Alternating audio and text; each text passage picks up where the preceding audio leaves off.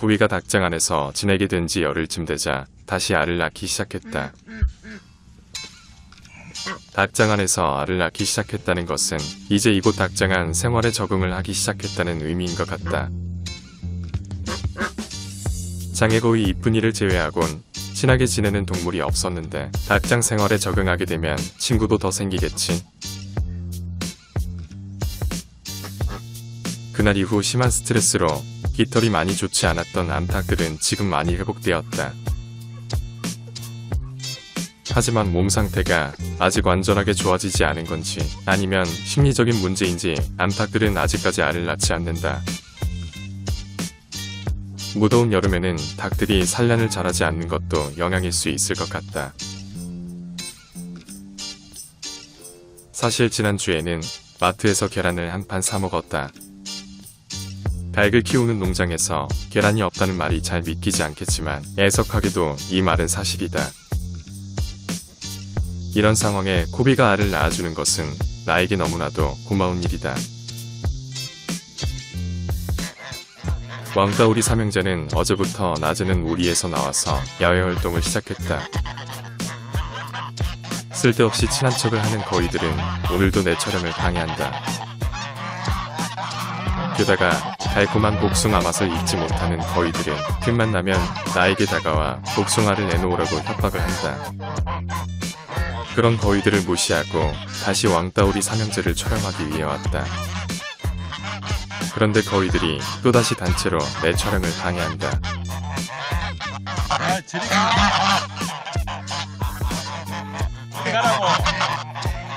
거위들은 자기들의 요구 조건이 받아들여질 때까지 늘 이렇게 촬영을 방해한다. 그 와중에 흥부와 놀부도 나를 따라다니며 모일 내놓으라고 재촉한다. 시끄럽게 울어대는 다른 거위들과 달리 홀로 조용히 앉아있는 이쁜이가 눈에 들어온다. 이쁜이에게 늘 빚진 마음이 있는 나는 이쁜이가 이렇게 외롭게 있는 모습을 볼 때마다 가슴이 아프다. 오늘도 다른 고양이들은 어디로 놀러갔는지 보이지 않고 앵두만 내 옆에 있다. 다른 고양이들처럼 농장 여기저기로 놀러 다녔으면 좋겠지만 앵두는 늘 마당 주변에서만 머문다. 놀부가 왔다. 그리고 다른 암컷 병아리들과 흥부도 함께 왔다. 그 사이 나와 많이 친해진 놀부와 흥부는 나에게 쉽게 다가오지만 암컷 병아리들은 그러지 못하고 있다. 그동안 앵두는 내가 병아리들을 애지중지하는 모습을 자주 봐서인지 농장에서 함께 지내야 할 가족으로 인식했다.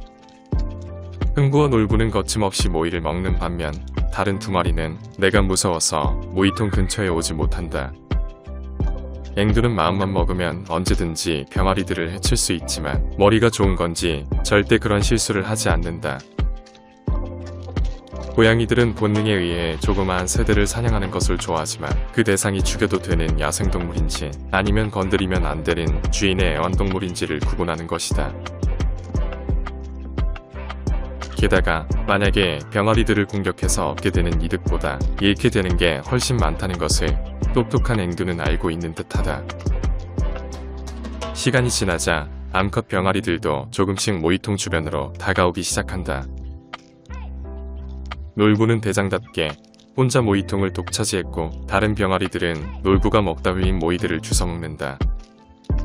앵두의 눈치를 보며 조금이라도 더 모이를 먹으려는 병아리들과 나의 손길을 느끼며 행복해하는 앵두의 모습이 대비된다. 수컷 병아리들에 비해 암컷 병아리들은 내가 무서워 쉽게 모이통 근처에 오지 못했는데 조금만 더 기다려주면 친하게 지낼 수 있을 것 같다. 멀리 있던 암탉 한 마리가 병아리들이 모이 먹는 모습을 보고 다가왔다. 암탉의 상대가 되지 않는 병아리들은 모이통을 넘기고 다른 곳으로 도망갔고 다른 암탉 한 마리도 다가왔다. 그리고 조금 뒤 서열 1수탉인 태양이도 왔다. 시간이 지나자 태양이는 점점 더 죽은 왕초를 닮아가고 있다. 태양이가 나타나자 창고 안으로 들어간 놀부는 쉽게 창고 밖으로 나오지 못하고 있다. 그리고 닭들을 무서워하는 앵두도 방금 전에 여유있던 모습이 사라지고 긴장한 채 내 옆에 숨어있다. 그 아버지의 그 아들이라고 했던가. 태양이는 죽은 왕초의 아들답게 암탉들에 대한 매너가 좋다. 태양이가 어릴 때는 식탐이 많았는데 점점 더 자라서 어엿한 수탉이 된 지금 음식을 탐내는 것이 사라졌다. 다른 암탉들이 모이통을 차지해서 열심히 먹는 동안 태양이는 그냥 묵묵히 옆에 서 있거나 떨어진 모이만 주워 먹는다. 이 모습을 옆에서 지켜보는 내내 과거 왕초의 모습이 떠올랐다. 죽은 왕초는 다른 암탉들이 모이를 먹는 동안 단 한 번도 식탐을 부리지 않고 늘 옆에서 든든하게 암탉들을 지켜주는 멋진 수탉이었다. 그런 왕초의 멋진 모습을 옆에서 보고 자란 태양이도 왕초의 아들답게 매너 있는 대장 수탉이 될 가능성이 높아 보인다. 하지만 그런 왕초에게도 유일한 단점이 있었는데 커다란 덩치에 비해 유독 겁이 많은 것이었다. 부디 태양이는 왕초의 그런 점을 본받지 말고 용감한 수탉이 되기를 바라본다. 이쁜이가 홀로 풀을 뜯어먹고 있다. 부리에 장애가 있는 이쁜이는 다른 거위들처럼 풀을 쉽게 뜯어먹지 못한다. 이쁜이는 다른 거위들이 먹이를 먹는데 소요되는 시간보다 적어도 몇십 배의 시간을 들여야 겨우 먹이 활동이 가능하기 때문이다. 그래서 늘 배가 고픈 이쁜이는 살아남기 위해 동료 고위들과 함께 돌아다니지 못하고 홀로 이렇게 풀을 뜯어먹어야 한다. 생존을 위해 스스로 왕따의 삶을 선택한 것이다. 철물점에서 물고기 트랩을 2개 사왔다. 얼마 전에 뱀을 잡기 위해 페트병으로 만들었던 트랩이 별로 효과를 보지 못했기 때문이다. 그냥 이대로 있기엔 다가올 미래의 불안함을 떨쳐버릴 수가 없다. 도대체 얼마나 큰 뱀이길래 한 번에 계란 8개를 먹어치울 수 있을까? 이 녀석을 이번에 잡지 못하면 두고두고 내 화근이 될 것 같다. 새로 산 트랩 안에는 고양이 사료와 마트에서 산 계란을 넣어둘 생각이다.